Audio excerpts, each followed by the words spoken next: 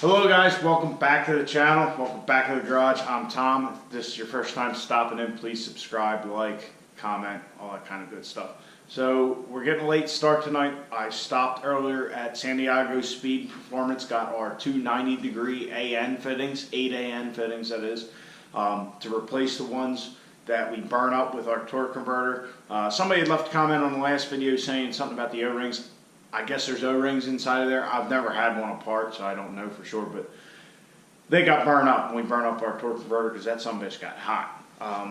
Just to remind you, yeah, that's supposed to be black like the rest of it. So anyhow, we got two new fittings for that so we can replace that line, get our transmission dialed in. I talked to John at Muldoon's today. We were seeing 130 normal line pressure and then 200 on lockup. He said he would really like to see closer to 140. So we will adjust the all thread that I have on there for the TV lever, and I'll go into what all that kind of means when we get to it. But like I said, we're getting a late start. Another reason was I finally got my new phone. Pixel 2 XL. I'm a big Google guy. I'm not one of these iPhone people. It's just, I'm not an Apple guy. So yeah, this just took a little longer to get there, having problems at the store and all this shit, but it's pretty cool. Definitely been playing with it a little bit here for the last hour or so, but the fingerprint scanner is pretty quick. You just touch it and you're off. So speaking of the phone, there's a couple things I seen on the gram today from Fleece, and I'll just put the pictures up so you guys can see them. Fleece just unveiled two new products, I guess, at PRI show, and this is not a Fleece advertisement like some people. This is just a couple things that I think are very interesting. So this one is the PowerFlow lift pump. Basically, you guys, like I said, I'm going to put it up on the screen so you can read it. Basically, this is to replace your in-tank sending unit with a lift pump setup rather than going with an air dog or a fast and having to modify it and all that. You just drop the tank, change the whole assembly out, and you're ready to go. I mean, that's kind of how I'm reading it. So I guess these are all coming soon products. And the other one is this one, an exhaust brake for if you've done a second gen swap. Now, if you read through it, I'm kind of excited about this. This is a long time coming. Anybody who owns a 6.7 Cummins who has taken the VGT turbo off, that's the big problem, is you lose the exhaust brake, and an exhaust brake is pretty awesome to have, especially when you're towing. So apparently it just plumbs into all the factory electrical, your in-cab button and everything. So that's pretty awesome, and when they come out with that, since now we have something to tow, maybe something that's going to be towing should get that. I'm kind of excited about that. Maybe that's an upgrade we can do to Caitlin. When they come out with it, you know, mixed with the 467 turbo on that truck, that should be a great combination. You know, you still have good spool up, you got good power, but now you have the exhaust braking benefits when we're going to be towing the race truck around. So I think that's neat, long overdue for somebody to come out with something, and knowing Fleece, it's going to be just plug and play, bolt it in. I don't know this for sure, but my guess would be it would kind of bolt up to any aftermarket exhaust you'd have. You wouldn't need a new downpipe for your second gen swap kit. You know, like if you got your second gen swap kit, you wouldn't need to buy a new downpipe. You'd be able to use the downpipe that came with your Flow Pro or MagnaFlow exhaust, or, you know, whoever, AFE. Who's the other big one? Oh, MBRP. So if I had to guess, Fleece has probably made it so it kind of all bolts to that. But like I said, that's just a guess. So let's get to putting this line in. We'll check out that TV cable thing and go from there.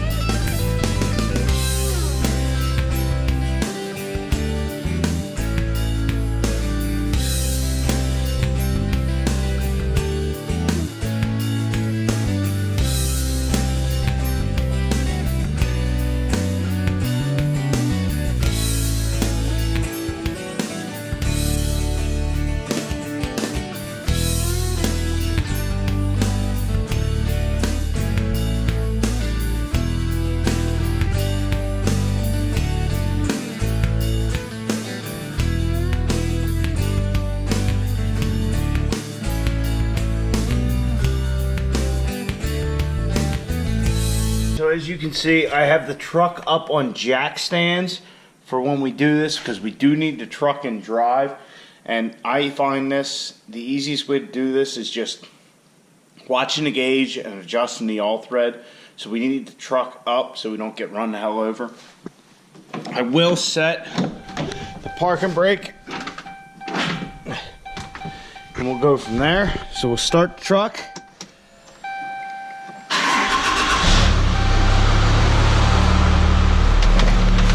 So, as you can see, 0,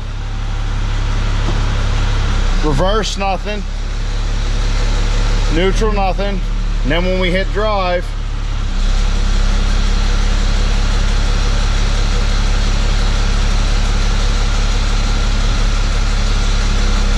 we're sitting right at about 130 psi.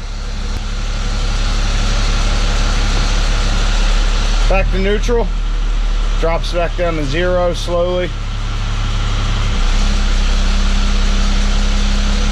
Right back up to 130. So what we'll do is we'll adjust the all thread and try and get it to 140, and then I will explain what we did and why that is doing what it's doing.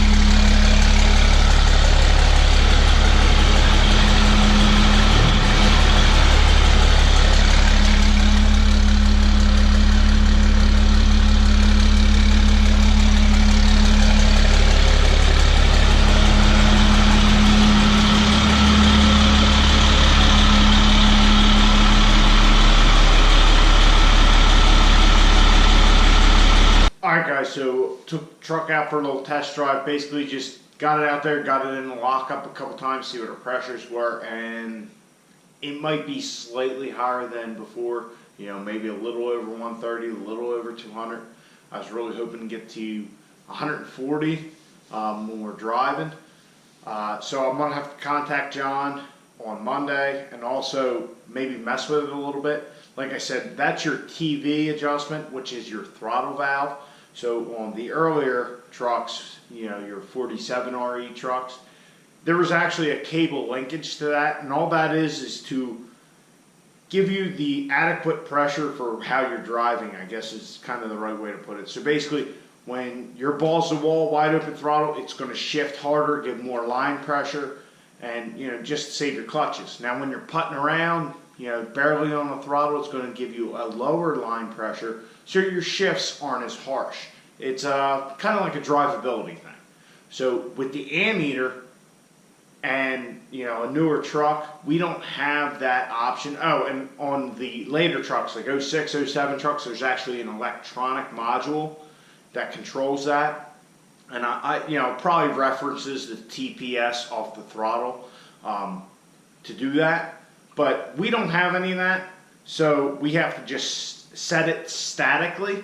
Now the problem with the ammeter is you have to set it no more than like 80 or 85%. If you go, you know, 100% open, the truck's not going to shift and react to your commands the way you want it to.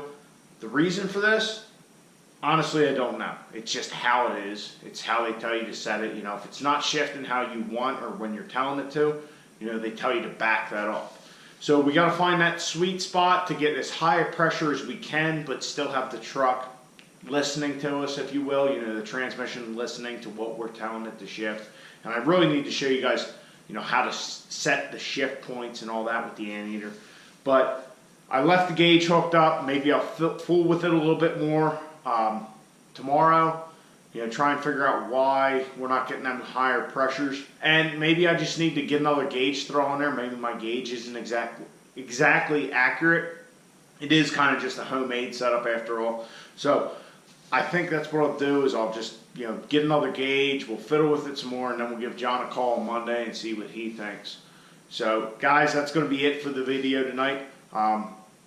I think we're getting close. Once we get this transmission dialed in, I think we're ready to go to the track and give her a try. I mean, the track should be open at least till the end of the year, I think, until we get bad weather. I know it's supposed to snow this weekend a little bit, but nothing major, so they should stay open, I would hope, but you never know.